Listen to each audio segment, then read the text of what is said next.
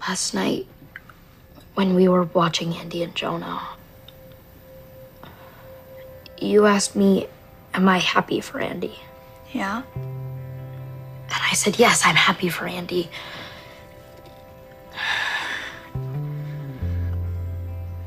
But I'm also not happy. How come?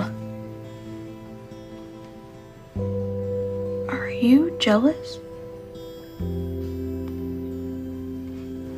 Cyrus, do you like Andy?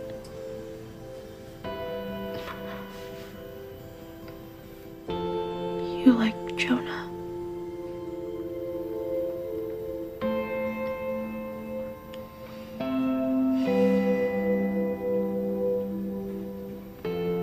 Puffy, I feel weird. Different. Cyrus, you've always been weird, but you're no different. I'm glad I told you. Me too. Okay, so here's just some quick facts and statistics about the youth LGBT community. So, a survey was taken and they asked 1,752 college students if they were gay, like when they knew that they were gay, and 11% of women said that they knew in grade school, and then 17% of men said that they also knew in grade school. And then a different study concluded that highly rejected LGBT young people, so if they were rejected at home or at school by their peers or their teachers, compared to their straight peers, they were more than 8 times as likely to have attempted suicide, nearly 6 times as likely to report high levels of depression, and more than 3 times as likely to use illegal drugs.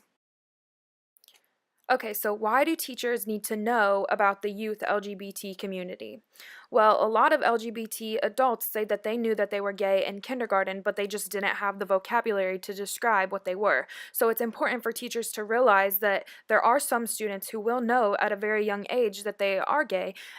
Just unfortunately, they will not be able to piece together the words to state or understand what they are, so they will just see themselves as different from everyone else. And so, if teachers, this is where if they can recommend books or videos or games that will allow these students to identify with a character that is like them, it will help them to see that they're not different and that there are other people out there like them.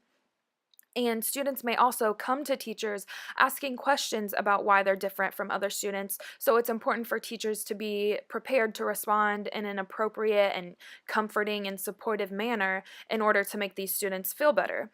And I found a quote from an 11th grade student, but this just as much applies to elementary school. And it said, when teachers are accepting of you, it means the world to you. You know that things will be okay and that they are there for you. So it's important for teachers to respond in order to make these students feel like things will be okay and that the teacher is really there for you. And if a student does come to a teacher like this, it may be required or suggested to write a referral to a guidance counselor or to notify the parent. But I mean, it's obviously important to know like what a child's home life would be in this situation, because you don't want to put the child into any kind of danger or anything by telling their parents about this. And then teachers also need to create a safe environment for their students in relation to the words, phrases, and actions that could potentially be hurtful to students who are or think they may be a part of the LGBT community. So this is where this could also be related back to home, because it's important for students to be in an environment where they're accepted and loved for who they are, and they may not be getting this at home. So if they can at least get it at school, that is well can I mean, just like that one quote, it could mean the world to them. So, and then teachers need to know the signs of depression, because there are some of those students who may be highly rejected at home, and then depression was a sign of this. So it's important to just look out for those students. And then teachers have a very, very, very big impact on their students and how they think. So if a teacher is accepting of all of their students, the other students will be more likely to be accepting of them as well. So this can limit the instances of bullying for individuals who are maybe a part of the LGBT community. Okay, so just some general tips for teachers in relation to the youth LGBT community. So, teachers can avoid pushing children into gender stereotypes. So, just allowing them to choose the colors that they want to use or the games they want to play and the books that they want to read, regardless of whether or not it fits their gender.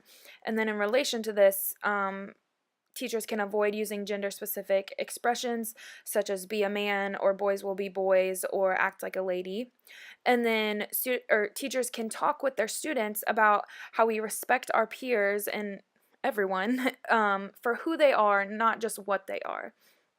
And then teachers can also have a zero tolerance policy for homophobic or transphobic language and even actions. And this would also not just in one specific classroom, but in an entire school. Like that would obviously be like the ultimate goal. And then teachers can also look for opportunities to include information about LGBT individuals who have made contributions to science or history, athletics, art, or any other subject into the curriculum. So, just incorporating these can allow students who may be a part of the LGBT community or dealing with the thoughts of being a part of that community, it will give them the opportunity to see that they are not alone, that there are others like them, and that they, just like those people have, can do so many great things. Okay, so when did you know that you were gay? It wasn't that when I first realized I was gay, it was more like I realized I wasn't straight. But it was like when I was 5 or 6 or something. And what made you realize that? I saw two girls holding hands and it just immediately clicked for me. I was honestly like, I could go for that. I also would just have crushes on other girls, and I thought I had a crush on a boy, but in the long run it ended up being just girls. So, how did that realization make you feel? I first thought something was wrong with me because I didn't know anyone else in my family or my friends that were like that. And then how did you get from the thought of just like not being straight to actually being gay?